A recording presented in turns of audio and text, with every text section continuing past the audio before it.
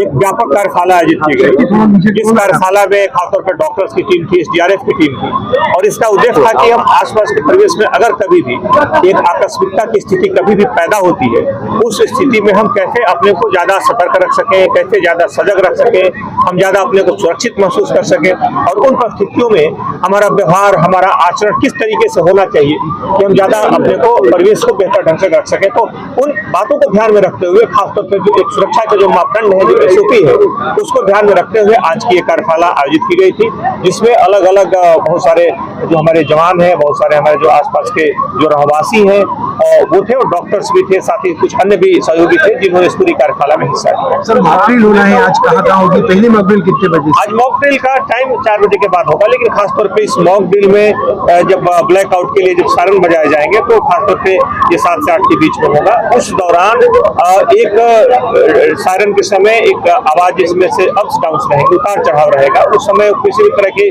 व्यक्ति को ज्यादा सावधान रहना है, सतर्क रहना है।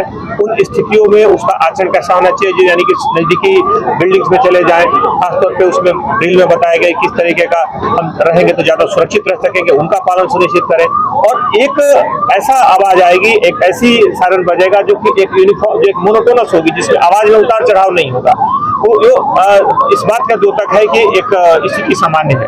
तो इन सब चीजों के बारे में भी सबको जानकारी दी गई और यह एक खासतौर पर सुरक्षा के मापदंडों का सभी पालन कर सके इसके के दौरान ट्रैफिक चालू रहेगा या बंद रहेगा? पूरी तरह से ट्रैफिक चालू रहेगा या बंद रहेगा? नहीं, यातायात के भी जो अलग अलग वाहन हैं उनको निर्देशित किया गया है वो भी इसका पालन करें और खासतौर पर जो ब्लैक आउट हो तो उस दौरान इस बात का ध्यान के रूप में देखें, एक सुरक्षा के मापदंडों की जानकारी के रूप में भी देखें, तो ये चीजें सबको मालूम होनी चाहिए। जब हम चीजों से अवगत होते हैं तो कोई भी जब आकस्मिकता पैदा होती है तो उसमें अपनी सुरक्षा और अपने परिवेश में जो लोग हैं, जो आसपास है, उनकी भी सुरक्षा को कर सकते हैं।